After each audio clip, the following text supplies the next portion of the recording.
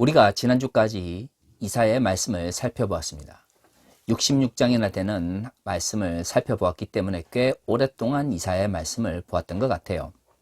이번 주부터는 로마서에 대해서 살펴보려고 합니다. 사실 제가 하나세 교회를 시작할 때에 가장 먼저 했던 것이 마태복음 강해였습니다. 주의 말씀을 묵상함에 있어서 우리가 주라 고백하는, 우리가 하나님의 아들이라 고백하는 그분께서 어떻게 살아가셨고 또 그분이 말씀하신 수없이 많은 말씀들이 오늘날 어떤 의미를 가지는지 깨닫지 못한다면 우리는 그 말씀을 제대로 지킬 수 없을 것이라는 생각을 가졌기 때문입니다. 또한 구약의 말씀을 또 살펴보는 가운데 다시금 로마서로 돌아오게 되었습니다. 우리는 로마서의 말씀을 굉장히 잘 알고 있습니다. 흔히 이신칭의, 믿음으로 궁을 넣는다라고 하는 교리를 중심으로 이 말씀을 보는 것이죠. 맞습니다. 로마서는 갈라디아서와 함께 이신칭의에 대한 이야기가 굉장히 많이 등장을 합니다. 하지만 한 텍스트의 핵심적인 내용이라고 해서 그 주제가 그 이야기의 전부다라고 말할 수는 없습니다. 바로 이 지점에서 로마서에 대한 문제가 발생하는 것이죠. 로마서는 그것보다 더 많은 것을 담고 있습니다.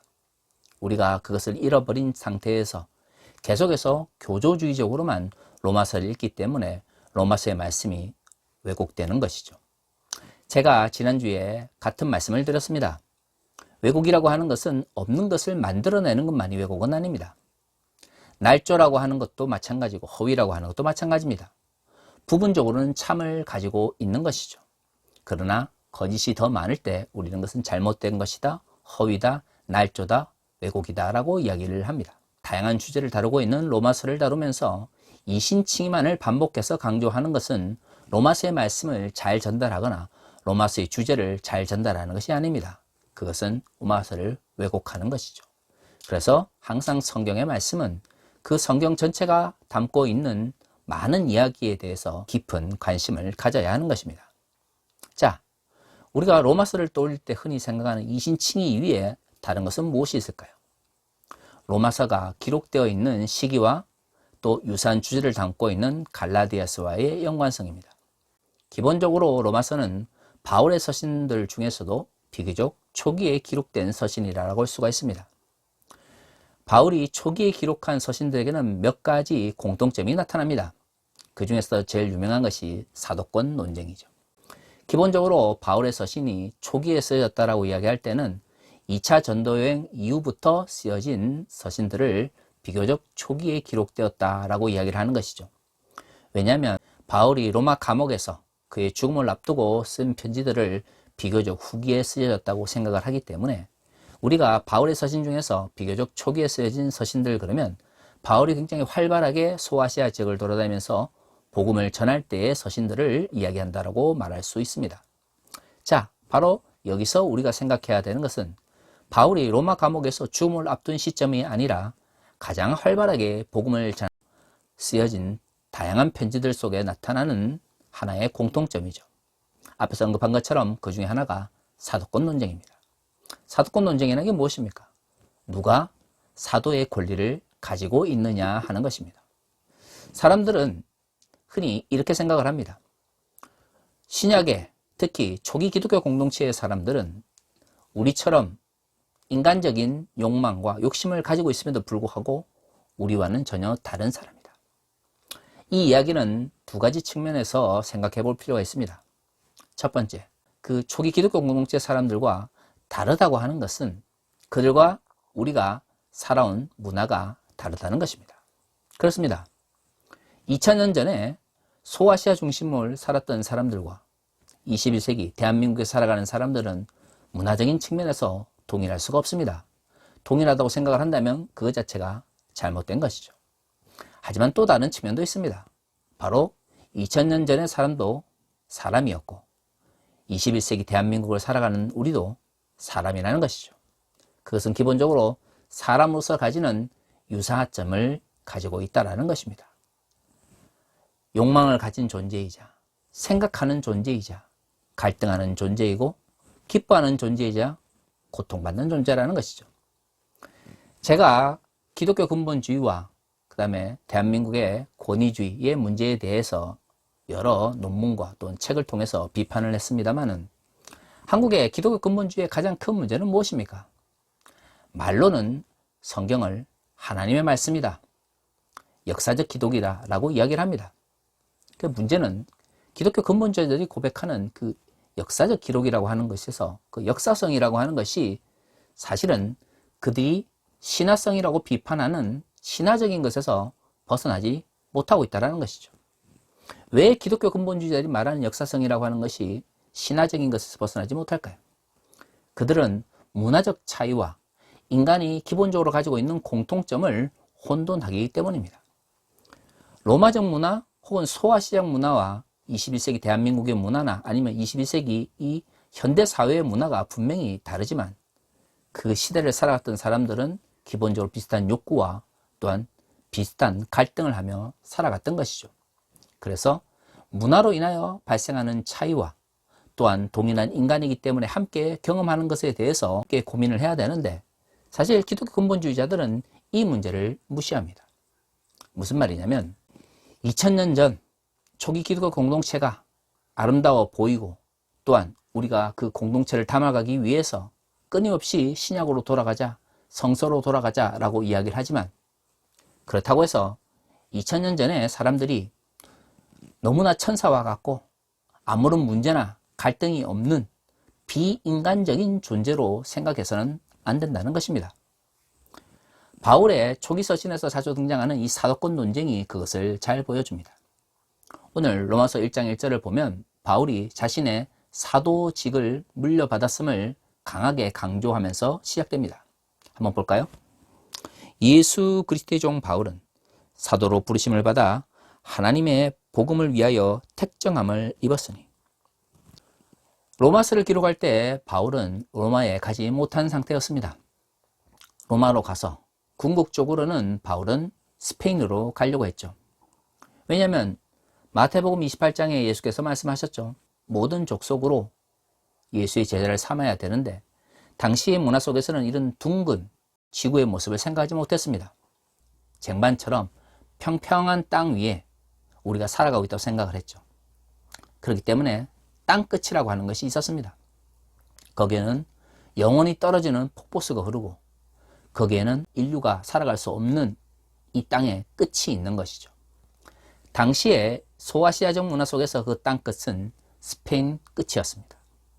왜냐하면 그 너머에는 대서양이 있고 그리고 콜럼버스라든가 신대륙의 발견 이전에는 그 너머에 새로운 대륙이 있을 거라는 생각을 하지 못했기 때문이죠. 그렇습니다. 바울은 소아시아에서 복음을 전하면서도 끊임없이 로마를 거쳐 스페인으로 가서 땅끝까지 복음을 전하기를 원했습니다. 왜냐하면 그 사도들로부터 들은 이야기는 땅끝까지 복음이 전파되면 예수께서 재림하실 거다라고 생각을 했기 때문이죠. 문제는 바울이 소아시아 지역에서 가장 활발하게 사역을 전개할 때, 즉 제2차 전도 여행 이후부터 본격적으로 바울의 사도권에 대한 논쟁들이 초기 기독교 공동체 내에 있었다는 것입니다. 왜 사도권 논쟁이 생깁니까?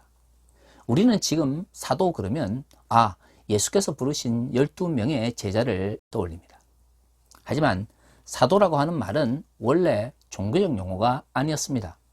아포스톨로스라고 하는 이 용어는 당시 그리스적 문화 혹은 소아시아 문화 속에서 황제의 명을 받은 대사나 특사를 일반적으로 지칭하던 용어였습니다.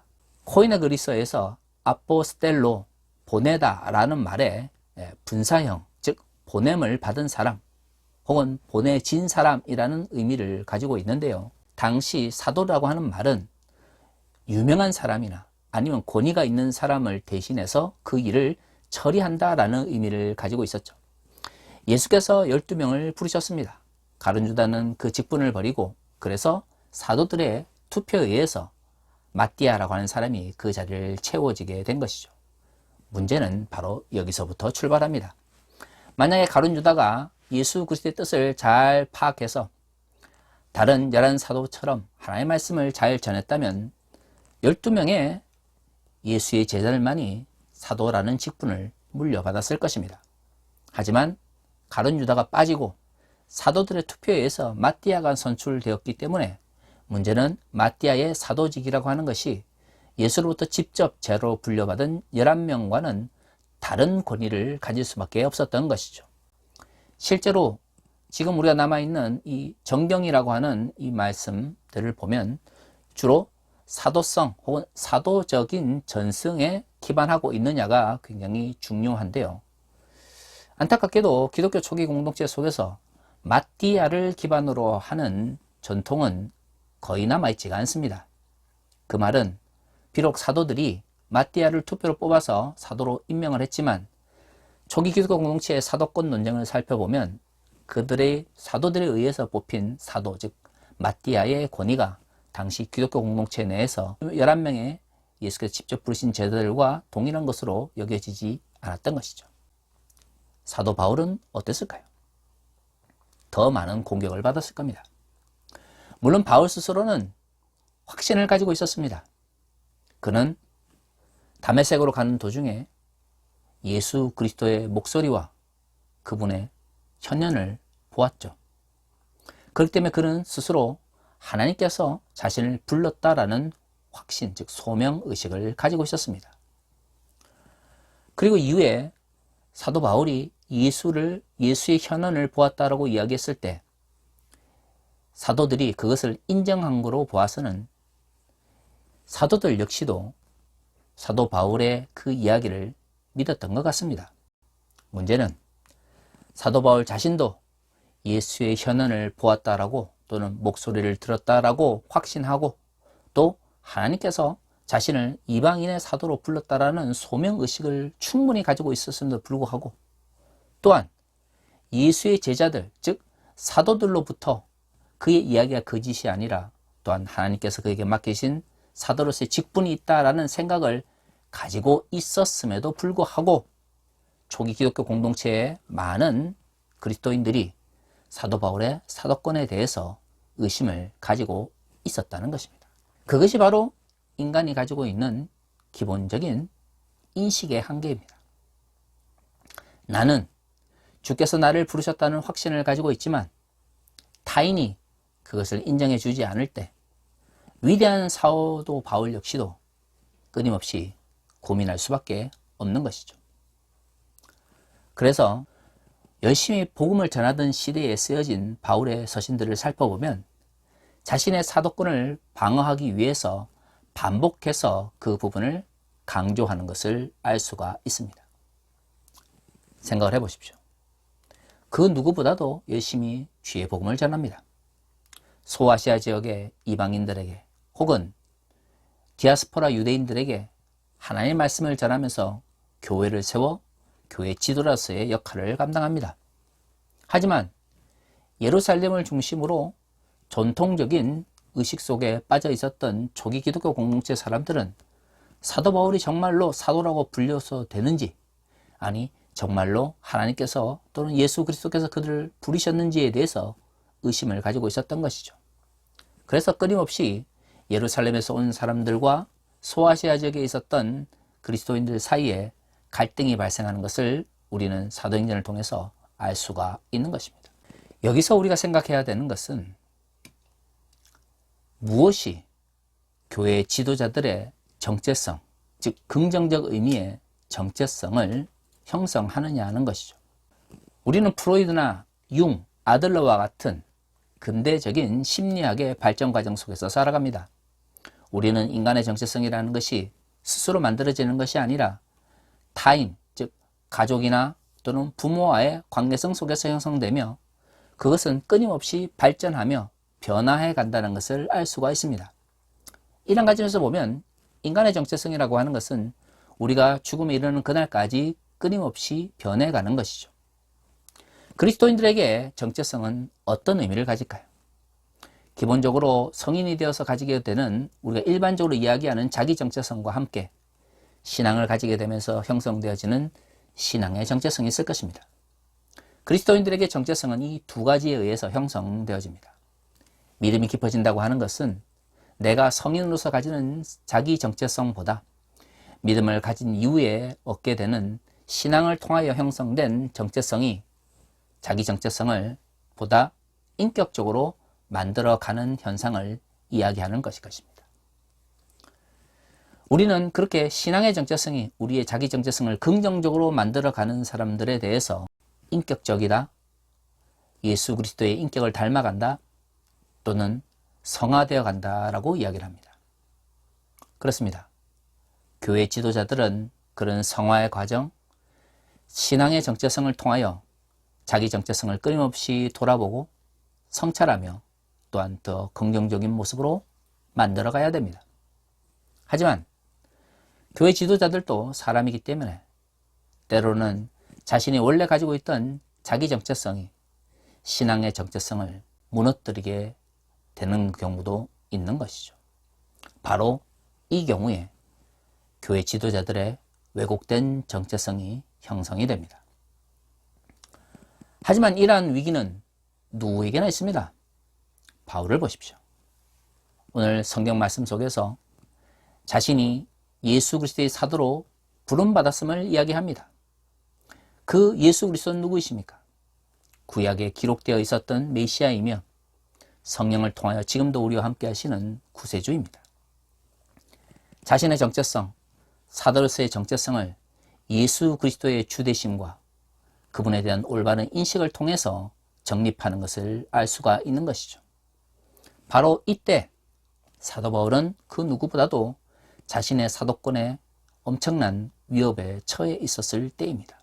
만약에 사도 바울이 과거에 자신의 열정적으로 유대교를 지키려고 했던 그 정체성이 더 강했다면 그는 자신의 정체성을 고린도 교회에서 나타나는 것처럼 과거에 자신이 무엇을 배웠고 어떤 사람 밑에서 어떤 학문적인 업적을 가졌는지를 가지고 그것을 지키려고 했을 것입니다.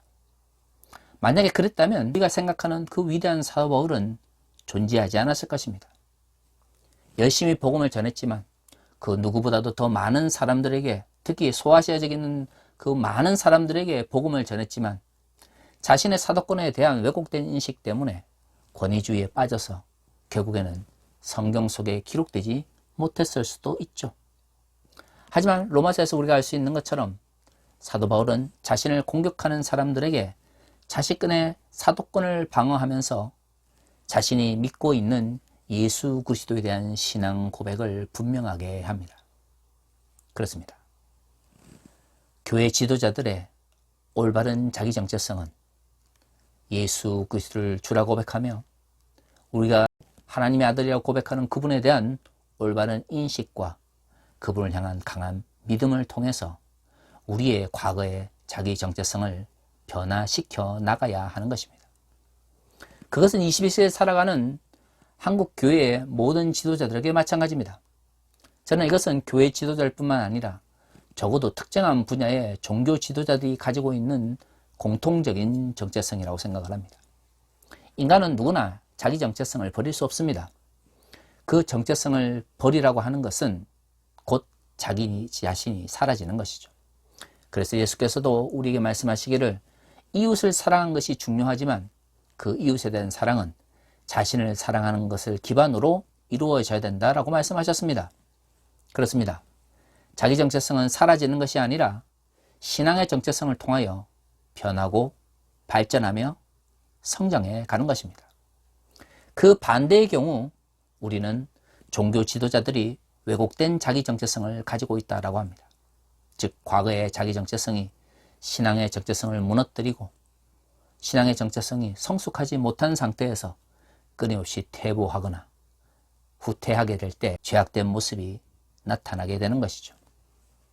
그래서 종교 지도자들은 스스로 끊임없이 자신과 싸워야 합니다. 특히 교회 지도자들은 과거의 자신의 자기 정체성이 신앙의 정체성을 허물어뜨리지 않도록 자신을 성찰하고 돌아보며 우리의 신앙의 정체성의 출발점이 무엇인지를 끊임없이 생각해야 되는 것입니다. 우리의 신앙의 정체성의 출발점이 무엇입니까? 하나님께서 우리를 사랑하신다는 겁니다. 얼마나 사랑하시죠? 자신의 독생자를 이 땅에 보내셔서 십자가에 죽이시기까지 우리를 사랑하셨습니다. 저는 왜곡된 자기 정체성을 가지고 있는 교회 지도자를 볼 때마다 항상 의문이 듭니다. 하나님의 입장에서 당신의 독생자를 우리에게 주셨는데 독생자를 주라 고백하는 사람들이 돈을 주지 않으면 하나님께서 우리를 사랑하는지 모르겠습니다. 권력을 주지 않으면 하나님께서 우리를 사랑하시는지 모르겠습니다. 라고 고백을 한다면 과연 하나님께서 가만히 듣고만 계실까요? 저는 한국교회 기복주의가 바로 이러한 문제가 있다고 생각을 합니다. 기복주의가 무엇입니까? 번영신학이 무엇입니까? 우리가 믿는 하나님께 물질적인 복을 달라고 떼를 쓰는 것입니다. 왜일까요? 예수 그리스도의 십자가만으로는 충분치 않다라고 잘못 생각하기 때문입니다. 하나님의 사랑이 단순히 독생자를 보내서 십자가에 죽이신 것만으로는 충분치 않다라고 오해하고 있기 때문입니다. 그러면 거기에 무엇이 더해져야 됩니까? 오중복음의 삼바짝 축복처럼 건강도, 권력도, 물질적인 풍요로움도, 돈도, 자본도 우리에게 주어져야만 하나님께서 우리를 사랑하시는 것처럼 착각하고 있는 것이죠. 그것은 기독교에서 말하는 구원을 얻게 하는 믿음이 아닙니다. 제가 분명히 이야기를 하는데 기복주의와 번영신학에 물든 신앙은 성경이 우리에게 말하고 있는, 적어도 로마서가 우리에게 말하고 있는 믿음으로 구원을 얻게 하는 그 믿음은 아닙니다. 문제는 70년대, 80년대 한국 교회가 이런 잘못된 기복주의와 번영신학에 물들었음에도 불구하고 그것을 제대로 인식하지 못한 상태에서 그저 교회가 성장하고 교회가 권력을 얻으니까 너도 나도 기복주의와 번영신학을 정당화해 왔기 때문이죠. 왜 한국 사회는 민주화되어 가는데 민주화된 한국 사회에서 기독교 근본주의적 성향을 가지고 있는 대형 교회들은 점점 우경화되고 극우화되어 갈까요? 그들은 민주화되어가는 한국 사회 속에서 자신들의 기득권을 지킬 수 없기 때문입니다. 군사 독재와 속에서 그들은 경제 윤리를 형성했고 민주주의에 대해서 교육받았습니다. 그런 가운데 그들은 기복주의와 번영신학을 또한 배웠던 것이죠. 한국 기독교 근본주의자들에게 또는 번영신학과 기복주의를 받아들이고 있는 사람들에게 하나님의 축복은 군사 독재와 왜곡된 사회 구조 속에서 형성된 것입니다. 그리고 그 가운데 기득권을 누렸죠. 그래서 한국 사회가 민주화가 되면서 자신들의 기득권이 위기에 처하자 그들은 민주주의에 반하는 행동이 곧 하나님의 뜻이다라고 생각했습니다. 왜 이런 문제가 생겼을까요? 번영신학과 기복주의에 매몰되어 있었던 수없이 많은 한국의 기독교 근본주의자들과 목사들이 올바른 자기 정체성을 세우지 못했기 때문입니다. 교회 지도자들이 도전을 받을 수도 있고요. 교회 지도자들이 자신이 가지고 있는 권위에 대해서 위협을 느낄 수도 있습니다. 사람들이 많이 모여있는 교회이고 또한 기독교 공동체이니 어떻게 한 사람의 생각이 그 모든 공동체를 지배할 수 있겠습니까? 문제는 도전을 받거나 위기에 처한 종교 지도자들이 올바른 자기 정체성, 아니 올바른 신앙의 정체성을 가지고 있다면 내가 무엇을 위해서 하나님의 부름을 받고 내가 무엇 때문에 여기서 목회를 하며 내가 무엇 때문에 그리스도인으로서 핍박받고 있는지에 대한 자신의 자기 정체성을 분명하게 해야 됩니다. 그리고 그 기반은 예수 그리스도께서 우리를 위해서 십자가를 죽으셨고 하나님께서 우리를 사랑하셔서 당신의 독생자를 보내셨다라고 하는 분명한 신앙의 정체성 속에서 시작되어야 하는 것이죠. 로마서는 바로 그러한 사도 바울의 모습을 우리에게 알려주고 있습니다. 많은 사람들이 이신칭의를 강조하지만 그 이신칭의는 사도 바울이 자신의 사도권에 대해서 위협을 느끼면서 갈등하는 가운데 형성된 것입니다. 그리고 그 모든 이신칭의 출발점에 예수 그리스도께서 어떤 분이신지를 고백하는 바울의 고백이 있습니다. 그 말은 우리의 믿음이 아무리 휘황찬란한 미사오고로 포장한다 할지라도 예수 그리스도에 대한 올바른 인식과 하나님에 대한 올바른 인식이 정립되지 않으면 우리의 믿음이 왜곡될 수밖에 없다는 것을 말해주고 있는 것입니다. 사랑하는 성도 여러분, 우리가 우리의 믿음을 이야기하기 전에 우리가 믿고 있는 그 예수 그리스도, 우리가 아버지라고 고백하는 그 하나님에 대해서 올바른 인식을 가지고 있는지 생각해 보아야 됩니다.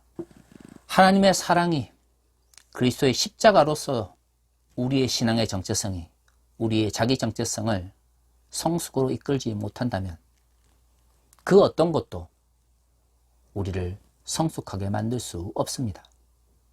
더 많은 돈을 가지고 더 많은 권력을 누리고 더 많은 사회적 영향력을 가져야만 하나님께서 우리를 사랑하신다는 걸 깨닫는다면, 아니 그래야만 내가 하나님의 자녀가 되었다는 걸 깨닫는다면, 그렇게 기복주의에 물들고 번영신학을 정당화해야만 나의 자기 정체성과 신앙의 정체성이 형성되는 것처럼 착각한다면 그것은 기독교 신앙이 아닙니다.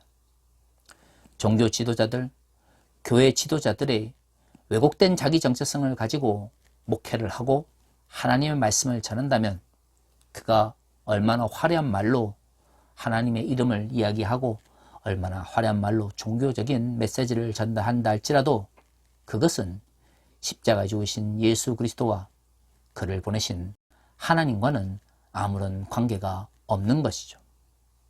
그러한 이들을 분명히 구별해낼 수 있어야 합니다. 권력 앞에서 쉽게 안수나주는 잘못된 자기 정체성을 가진 목사들을 향하여 유명한 목사다, 훌륭한 목사다라고 말을 해서는 안 됩니다. 권력보다도 돈보다도 그리스도의 십자가가, 그리고 하나님께서 우리를 아버지라고 부르게 하신 그 하나님의 은혜가 더 우리의 삶에 깊게 파고들 수 있어야 합니다. 그것이 그리스도인의 자기 정체성의 출발점이 될 수 있는 것입니다. 다 같이 기도하겠습니다.